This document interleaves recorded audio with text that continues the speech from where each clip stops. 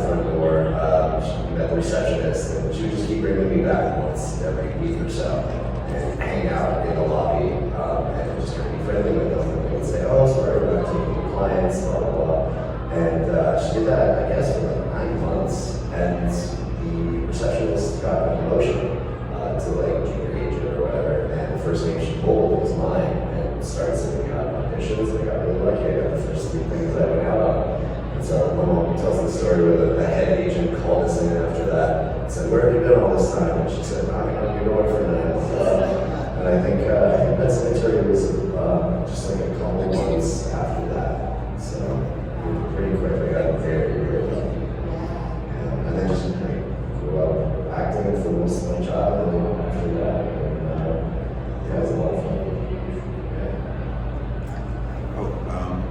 Sorry. That's a good question. I don't know. I'm asked this question all the time, and I'm like absolutely flustered as to why I went into acting. I was like Andrew. I was completely withdrawn and shy. I remember my first day of school, first grade or kindergarten. My mother said, "No, don't talk in class," and so I never said a word. And so I don't know. I guess it became a way to like do something that I don't know that nobody could like fathom me doing, and it was so challenging because I was so shy. And I guess it started well with some neighborhood friends. We would do plays in the basement, make up our own plays. I'm sure they made no sense. And then we started making movies, and my father had an 8mm wind-up camera, and we would use that, and that led every year we'd make another movie. And I finally, when I was 19, I made one that won first place at a film festival and got the Best Acting Awards as well. That's awesome. So, and then Spielberg. I actually, watching The Fablemans, I knew all the equipment, the editing equipment, all of that stuff, and then I just kept following it, and because I really didn't have much of a future without something like that. I would have been unloading trucks for my whole life, I'm pretty sure, because I was very insecure and scared, and that's something, just manual labor was something I could do. So I'm glad I found acting, and it's been very, very beneficial for me. Oh, wow. Well, I've got to sort of settle on really going back to my elementary school as well. You guys reminded me of that because I had a lot of books. I was a big reader, and so I was asked to read aloud to my 4th grade class, Willy Wonka and the Chocolate Factory. So, there was a portion of each day I would sit in a chair in front of the class and read Willy Wonka out loud. Oddly, I don't know what was going on there, but, no questions asked. And that led to me being asked to narrate the Christmas pageant that year. So we had our little school, our Vine Street Elementary auditorium, and a little stage was set up in a kind of living room, a little faux living room, winter plaid chairs, and I came out and said, "Welcome everyone to Vine Street Elementary School Christmas pageant." And I proceeded I had memorized Trust the Night Before Christmas. So that was my first big performance. And I memorized it, and I got it out, and I didn't flub a line, and I knew I could do this. Amazing. All right, so we're all here for Pet Sematary, we know that. I would love to know what were some of the biggest challenges on playing your respective characters, and also some of the delights, if there were any. What was the last part? Challenges and delights of playing your characters, if you had any, because yours are tricky. I think my biggest challenge on set was not to crap my pants. I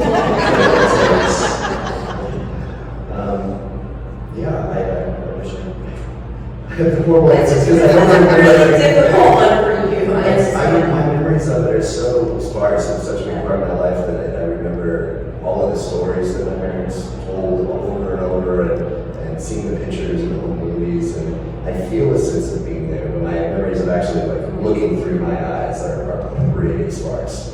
We actually went back to, probably 16, we went back to the location where we filmed and went to the house, knocked on the door. The family was very sweet. They let us go inside, and it felt like going to a long lost grandparents' house.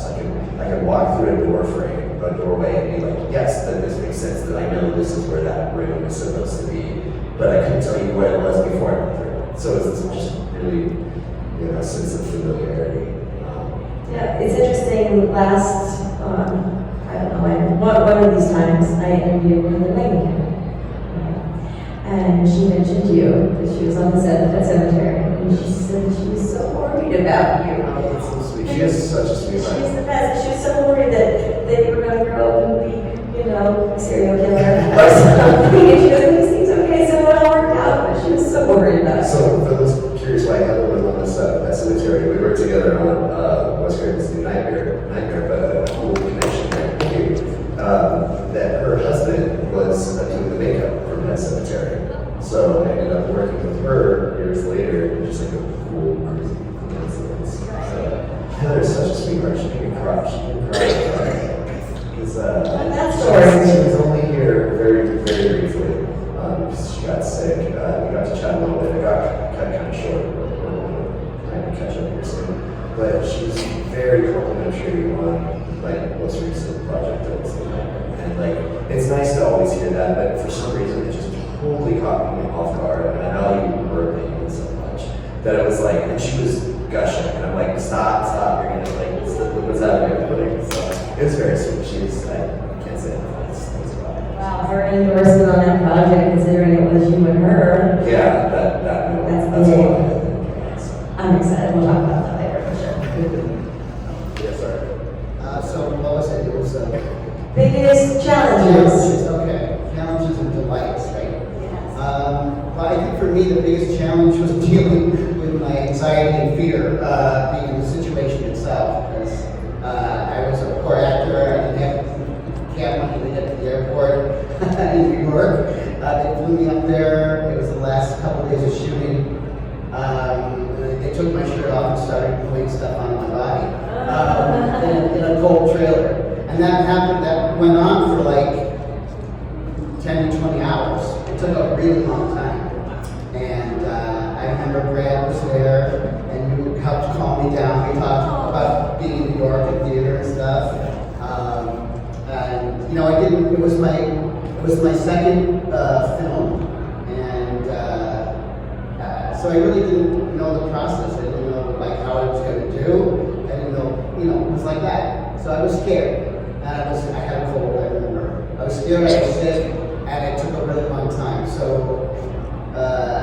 it was kind of dealing with that and trying to keep it under control. And yeah. Great. It's so funny to hear you say you're so anxious and nervous because you absolutely crushed the role. You were the scariest thing. I can watch the whole film. I can watch my parts because I kind of remember it. I can watch it because of you. You destroyed it. So to hear you say that you were scared doing it is like hilarious.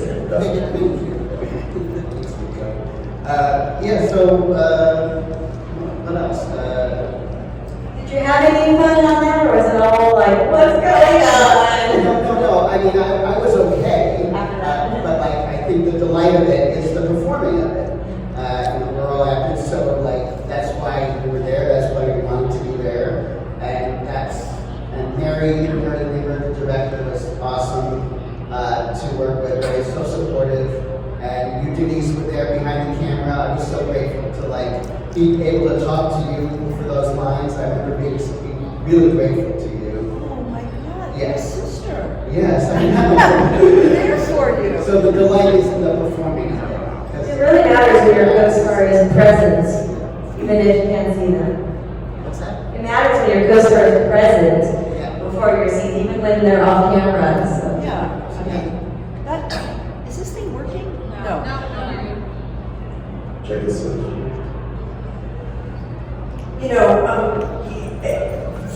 The really good actor, I mean, it wouldn't occur to me not to be there for another actor. I have had to work with people who were not there for me, and how horrible that is.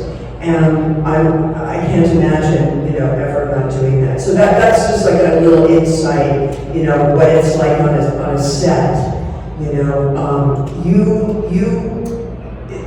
You want to be generous, and you want the other actor to give the best performance they can possibly give. And part of the ability to do that is being there for them, you know, so they're not acting to a cardboard box or something.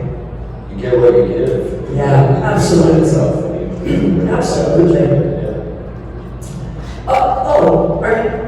I didn't talk the. No, I was just. So it was an incredible experience for me to do this movie. I mean, on so many levels. It was really my first lead in a project. Well, I mean, of that caliber. And Mary Lambert, the director we spoke of, she and I had worked together on music videos. She came out of the music video world of the beginnings of MTV, and you know, she did all of Madonna's first music videos, and I was in her very first music video with an actor named Judd Nelson, you know, from The Breakfast Club. And he and I were in this music video with Mary, and Mary said to me, I'm going to make a movie one day, and you're going to be in it. And you know, to actually say that, and then to actually do it, it's like a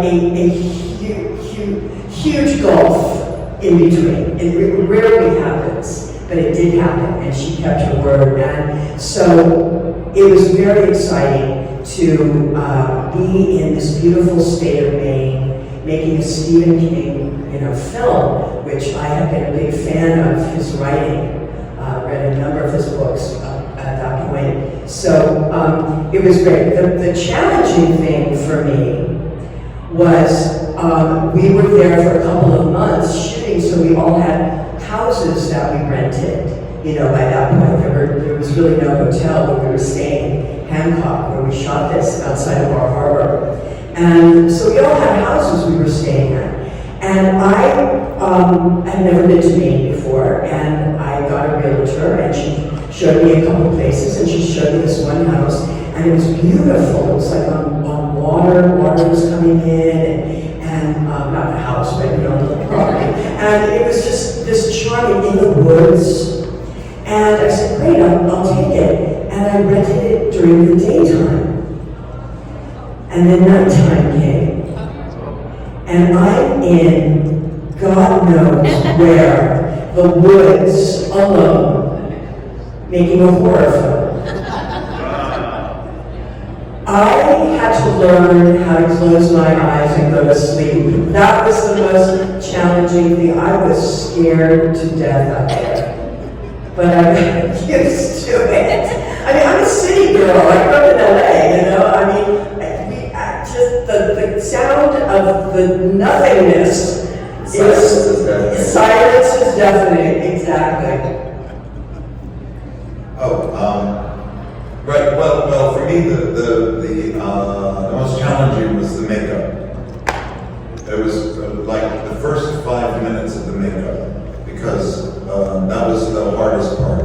Because I would get to the trailer, and like Andrew said, it was cold, especially in October, September and October. It was cold in the makeup trailer, and the first thing in the morning is they had to glue my hair down to put on the skull cap, and that stuff stank really bad, and it was freezing cold when you're already cold. That was like the hardest part. And then the whole makeup process was all right, because I got along so well with the makeup guys, David Anderson and John Blake, and we had a great time, even when it took a long time. Of course, it was nothing like Andrew's makeup; it didn't take 20 hours.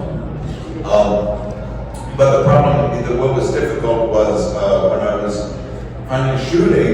The blood was always tacky and wet, so I couldn't. If I like touched it, then I'd have blood on my hand. And then if I touched my cheek, that blood would be on my cheek, and that screwed up the continuity. So I had to like not touch myself, right? Because I had blood all over the place, So I couldn't. If I had an itch, I just had to do that, right? That was hard to be in that position for 12, 15 hours. That was difficult. But it was such a relief to take it off then. And the having the contact lens in my eye would give me headaches, because that eye had to work really hard, even though I could never see anything, but I was trying, and so I get headaches. That was hard. But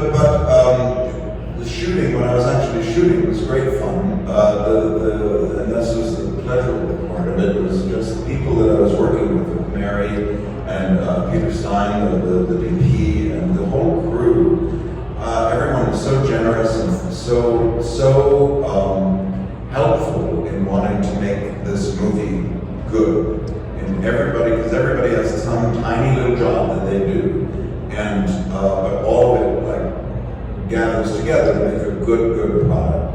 And that was great. The people were really terrific. Even these clowns I'm sitting with up here, they were all right. Despite these clowns, it was great.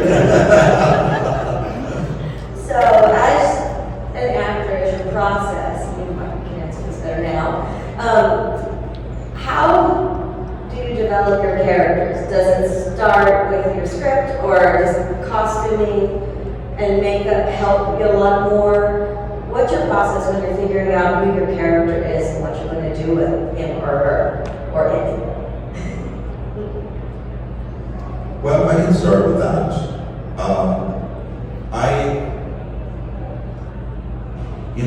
Just before we started working on Pet Sematary, Jack Nicholson had done the Joker in the first Batman movie, or whatever Batman movie it was, and he said, that in some interview, he said, well, sometimes you just got to play the makeup, and it made sense for the Joker, and I thought about that a lot because I had all this makeup on, and I thought, no, I can't do that. The makeup does the work for itself. I just got to be this guy who's trying to. It was very simple. Acting for me was very simple because I was just trying to help people.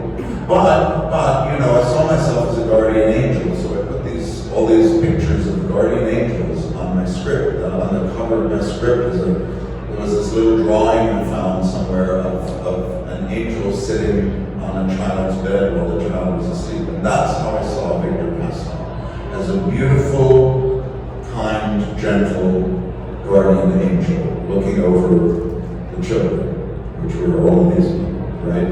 That's what I tried to do.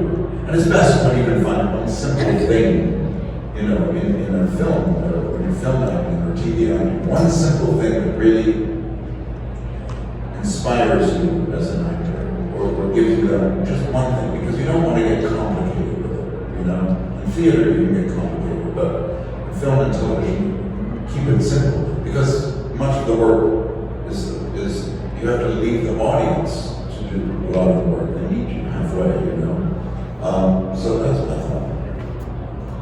Wow, I love that, and that quality comes through in that performance, that angelic essence.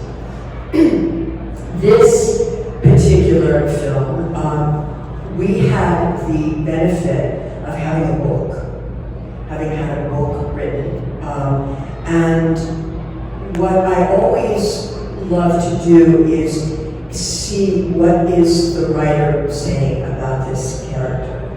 For me, that's where it starts. That gives you a roadmap and some clues. And we also had, I did with Dale Midkiff, who plays Lewis, and the beautiful Fred Wynn, Mary Lambert, and Stephen King. We sat for 2 weeks before we started filming, and we read through the script and asked Stephen anything that came to mind, like what is really going on with Rachel and her parents.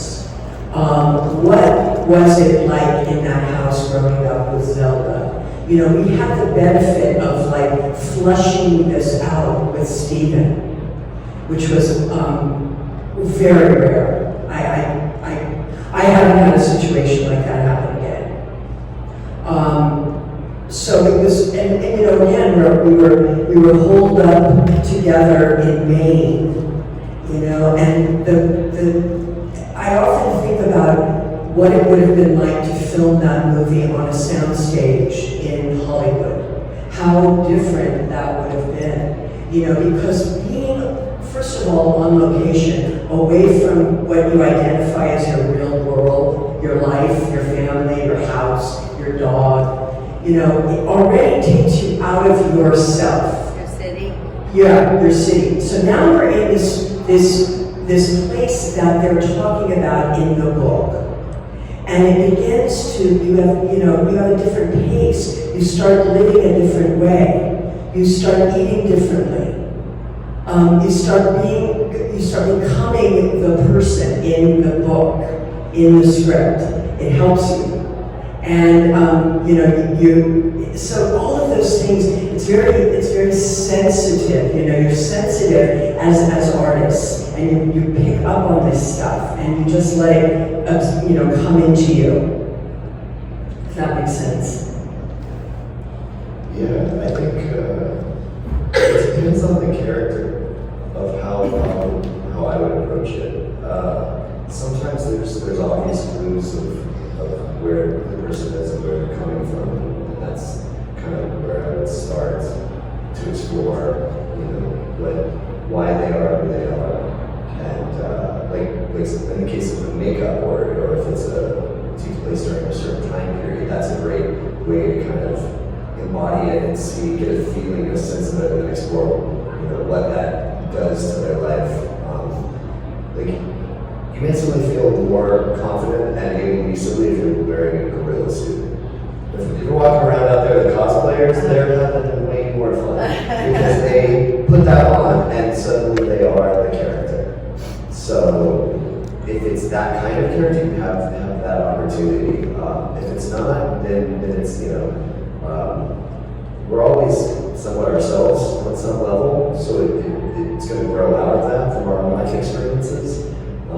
But then you start thinking about how would this character react differently because of their life experiences, and try to go from there. One thing I wanted to touch on what you were saying earlier too, and I think this was the genius of Mary Lambert, that because your character is so gory that you were this guardian angel, it's like that angel and the devil. She's talked about it, I think we've talked about it before, the angel and the devil on the shoulder.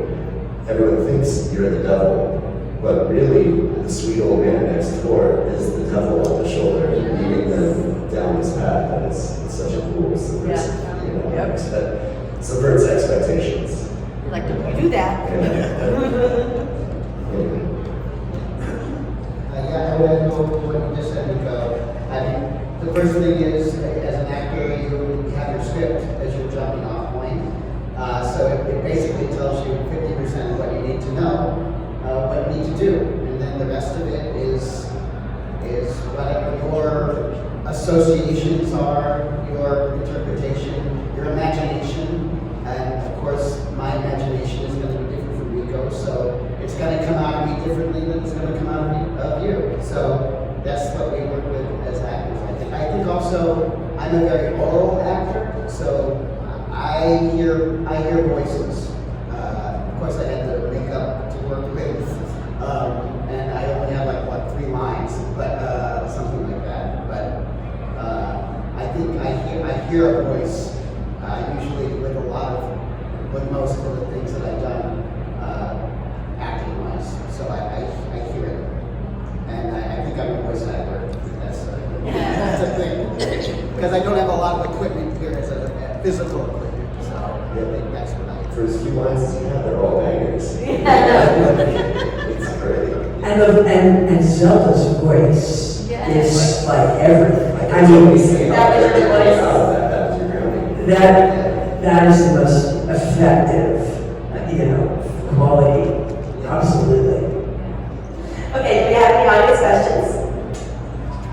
So I read that Stephen King didn't initially release the book. Give her the mic. I'm having a hard time. Yeah. Thanks. Just pass it to the next person.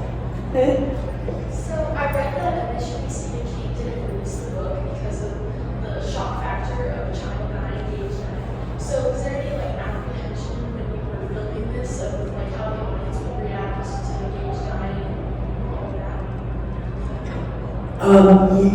You're right. Stephen wrote a new foreword to an edition a couple of years ago, and in it he talks about thinking he went too far with this book. And the only reason he turned this book into his publisher was he owed a 3rd book, and he didn't have it. So his wife Tabitha said, "What about that, Pet Sematary thing?"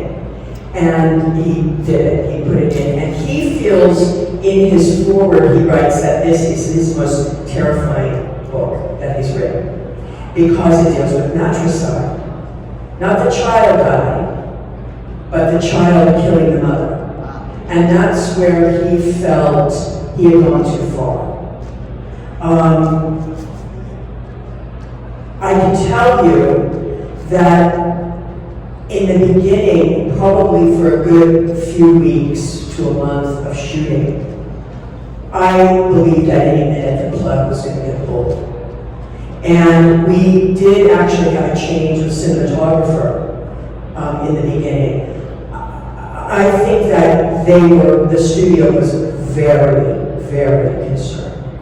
I know this. And the fact that they let us keep going is, a testament to Mary and what she was getting on film. And somebody was in our corner and just said, let them keep going. But it was, I know that Mary was looking over her shoulder the whole time. Anyone else in this area? Give it to the gentleman right there. Yeah. Huge fan of that cemetery. My question for you guys is, if you do have a favorite, what would be your favorite work adaptation by Stephen King, a novel, anything by him? Just curious. Aside from that cemetery, because that's cheating. Shawshank, maybe? Yeah. Yeah. I really like Misery. Oh, good one. Misery, that was really great. But I'm also like a real fan of Creep Show and Creep Show 2. I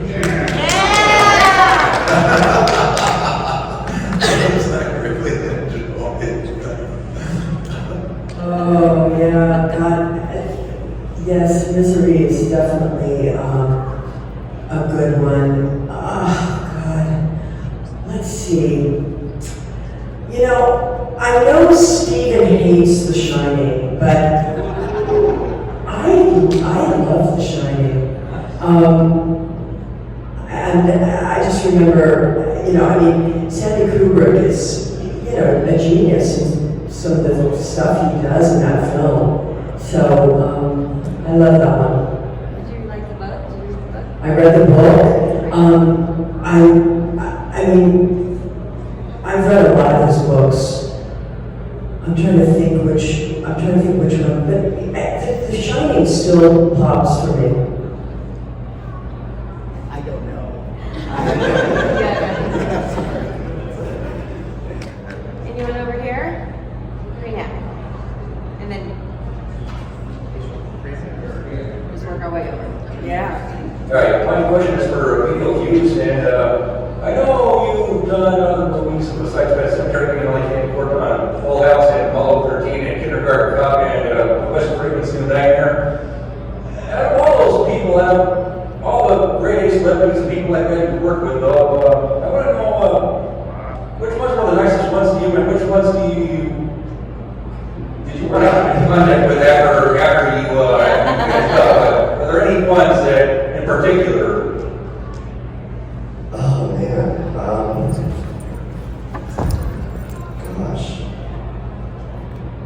Yeah, I'm very thankful to work with the people that I have.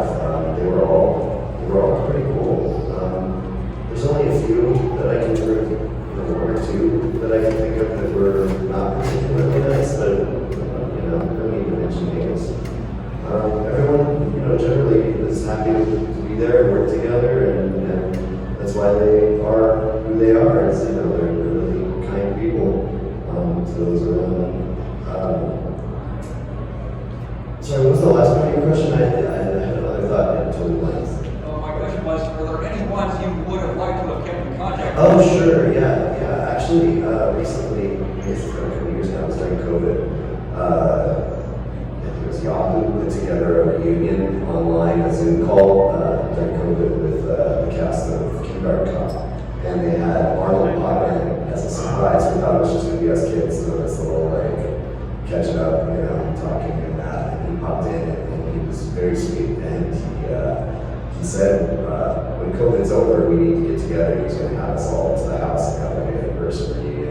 And I think it's probably on us. He said, yeah, reach out when that happens and then life happens and then we're out of it. So I think we need to hit him up and be like, hey, you want to kick it? Did any of you want to contribute to that question? Like any actors in your career that have been particularly wonderful?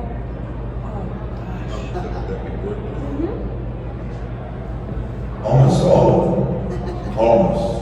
I don't want to mention any names, the ones that were very difficult.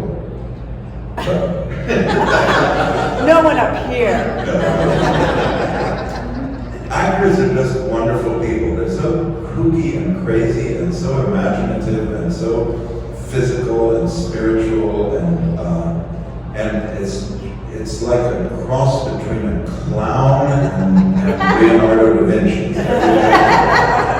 And it's fascinating. I find it fascinating to work with any actor. And there's some that you know that you don't really want to work with again because they make it very difficult because their ego is too big. But mostly actors are very hardworking, very smart, very clever, very intuitive, and they're so brave. They bring their life to the screen, and it's all disguised as something else, but it's all them. You know, it's great company that we keep. Great company. Hi, thank you. My question is actually for Denise. This is my sister. We watched the film last night, and we were both laughing because I was like, okay, yay, her son's alive, but why is she not noticing the scalpel in his hand? Like, and so you had mentioned that you sat with Stephen and Mary and Dale, and I have to imagine a lot of Rachel's choices in the film were because of her sister and everything that happened with her sister. But did you think about that in your thought process for bringing Rachel to life? Was the shock of seeing her son alive just kind of black out everything in her mind? Did you think about that? Am I mind talking it too much? Just a little. I mean, wow, you know, it was really a journey, and I'm amazed about a lot of it because I was not a mother yet. And I'm grateful for that in a way. And Mary wasn't a mother yet. We become mothers soon after the movie, and both mothers of sons. So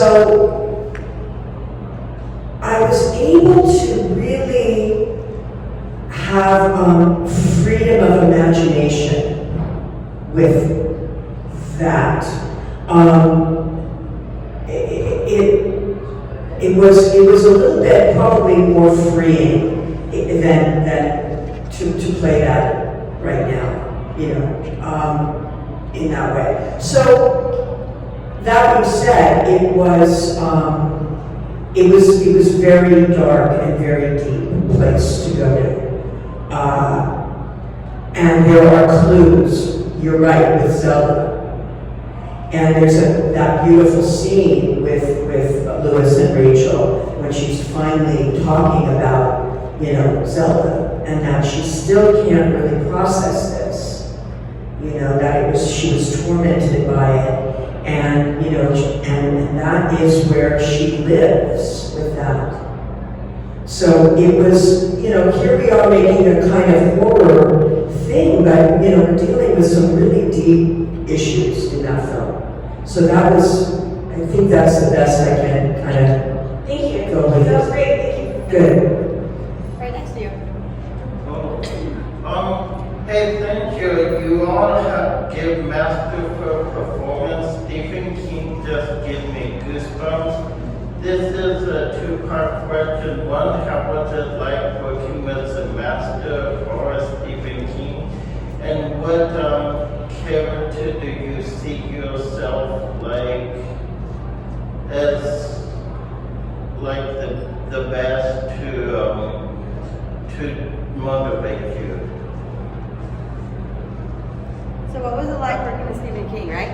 Well, yeah, the last question was what character could you relate, see yourself in that motivate you more out of your roles?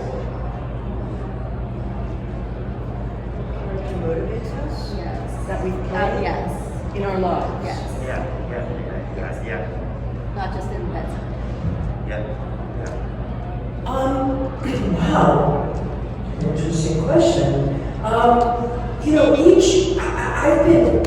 I've been blessed to play some really complicated, complex, fascinating, characters in theater and, on film and TV. They all, you learn something about yourself by playing these people. You have a sort of empathy in life with these characters that you play. And it's your job as an actor to really go into their lives. And by doing so, you learn. So they're all motivating, in that respect, because you get to, for this brief period, go freely into the complexities of another person. And really try to live there for a little bit and understand what motivates that character. Working with Stephen King is, a godsend. It's a gift. It's a gift that keeps on giving. Here we are, 35 years later, having been so fortunate to be part of something that will outlive us all, and have had the grace to do it.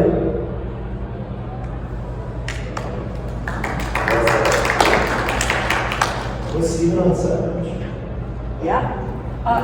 Stephen wasn't, like I said, he was there for the 2 weeks of rehearsal. And then I think very respectfully gave the space to Mary and the crew and us. So mostly kind of just in the beginning. Yeah, he was there at the beginning, and he basically signed off, and I gave him my copy of Pet Sematary to sign, and in it he wrote, "You are Rachel Creed, and Rachel Creed is you." Love, Stephen King. And so that tells you what he's saying is, now I wrote this, now it's for you. Sending his kids off to college. Yeah, you guys go do it. He came back, of course, to play the preacher at your funeral. Yeah, that was absolutely the hardest day of shooting ever. ever. I had to, just a quick little story about that. So, the whole day of shooting was spent in that church at a funeral, my son's funeral. So I had to stay at a level of sorrow all day long. But I had to kind of keep it, I had to save it for when it was my close-up, obviously, but I also had, in the group shots, had to be at this level. So, the whole day is sitting at this place. So we get the shoot. The day, it's a horrendous scene. Louis fights my dad, the coffin jars open. I mean, it's everything awful. And the day wraps, and I am spent. I am emotionally empty. And I have rented a car to drive out to my, haunted mansion out in the woods. And I get in the car, and I am just like, I am like catatonic.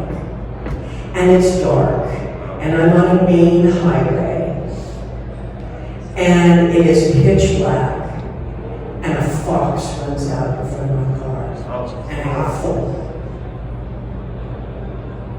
And I stop in the middle of the road, and I get out of the car, and I'm going, oh my God, where's the fox? Where's the fox? And now I'm crying again. I don't know where these tears are coming from.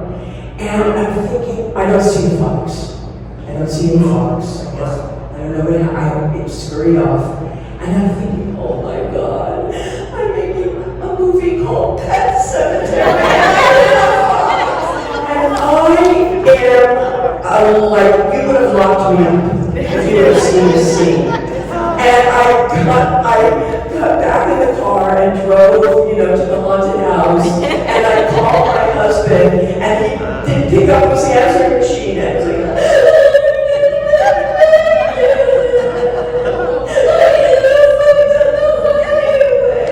and he calls back and he goes, I'm on the next plane. Seriously, are you, losing it? And it was just, wow, that was a rough one. Oh, yeah, good. What was it like to work with Freddie. Do you remember Fred? Vaguely. Yeah. I know what parents said that he was like grandpa. We loved each other. We played a lot. Absolutely. Very well. Yeah. I really wish I could have had, since we started doing this, kinds of stuff. That's the whole thing. Did you guys get to work with Fred? No, I didn't work with him. I didn't work with him, but we would always pass each other on set, and we had lunch together very often. And we talked. He was just a sweet, generous person, and very funny as well. And didn't take himself seriously at all. He took his work seriously, but he never put on airs or anything like that. He was just, and his in my opinion, he's like, after the film was made, I didn't see it again for like 25 years. And then I watched it again because I had to do an interview, and I was like, oh, what was that movie all about? And looking at it like freshly, like being out of it for so long, Fred's performance is just the spine of the whole thing. I mean, that very beginning when everyone's out in the yard playing, and one of the kids said, where does that path go? And Fred looks over there and says, oh, that's a story. That's a story for you. It just sets up the whole movie right there in that one little comment as the camera's pushing in on him. And it's not too heavy-handed, but it's not thrown away either. It's important. And that sets up the whole movie. And without that moment, I think the movie would be a bit less, And he does this over and over again throughout the movie. It's remarkable because it looks so easy and like he's not doing anything in particular, except it sends a shiver down your spine. So he's a lovely person, lovely. Without Fred, the whole movie would be It's less. It's like watching a master acting class, He embodies that character so masterfully, and he was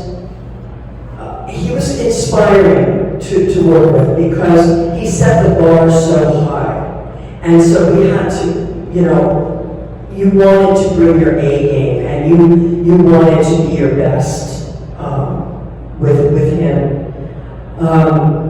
And like what Brad said, he was so open and generous and kind so much and shared that willingly. I mean, he told me stories of, having been on the Munsters, which is a show I grew up watching, and being at the top of the television hierarchy, having, a beautiful home and a huge, making a huge amount of money, and run a big hit TV series, going from that to zero, to nothing. He couldn't get arrested. No, he couldn't get a part if his life depended on it after the Munsters. And he literally had to go back to New York and begin again. And he would do anything. He would walk on stage and go, hello. He would say one word in a play. He literally had to start over. And he was able to do it. He got back on his feet and kept going. And not a lot of people can do that. That's a real type of character that is willing to do that and is able to do that and be able to be honest about that and share that story. A lot of people like to pretend, they're a hit or a star, and nothing ever tarnishes that. And the life is rocky, it's ups and downs. So I will always cherish his willingness to expose that and not be ashamed of that. There's nothing to be ashamed of.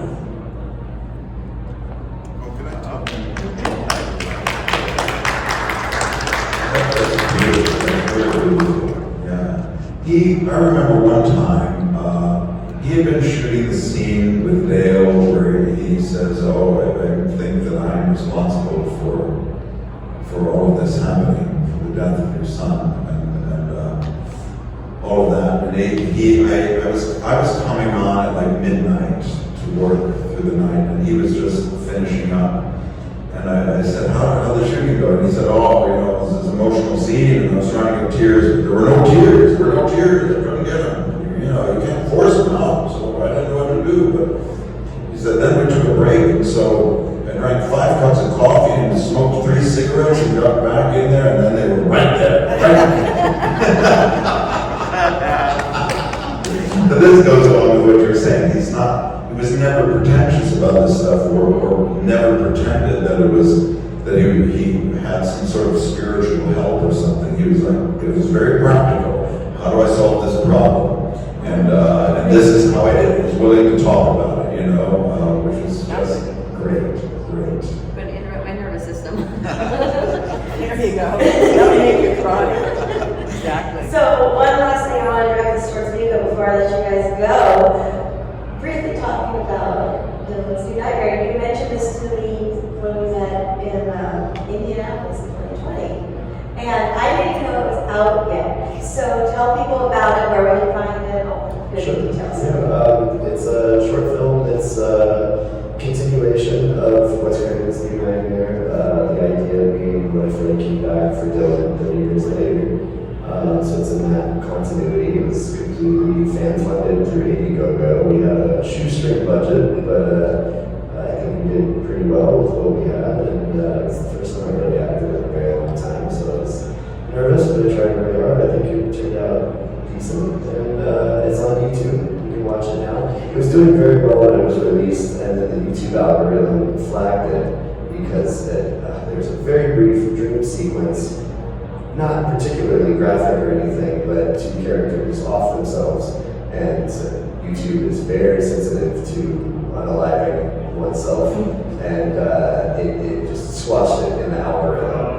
So it's not as organically growing. It's blowing up the first week, and then that just like kind of breaks on it. But it's all kind of within the scene. I think that where it's still getting the word out and shared. And it's short. It ends on a cliffhanger. It's kind of a potential for more proof of concept, maybe. And it was a lot of fun. I was happy to get to play it again after all this time. Yeah, so it's on YouTube. Don't see that if you want to check it out.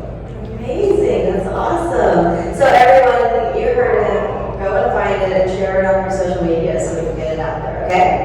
Yeah? Yeah? Okay. All right, now that you guys go, please give it up, everyone.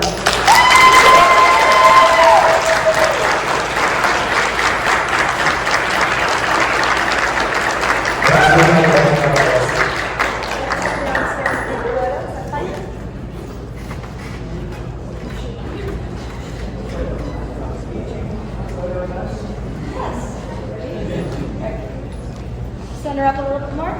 Awesome. You know, I'm the director. Okay. Act like you like each other. There you go. Ready?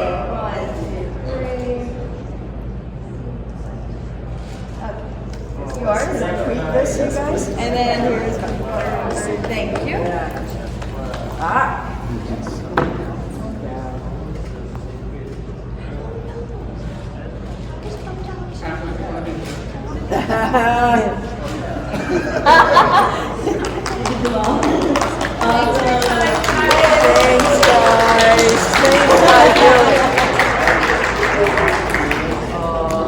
Thank you very much.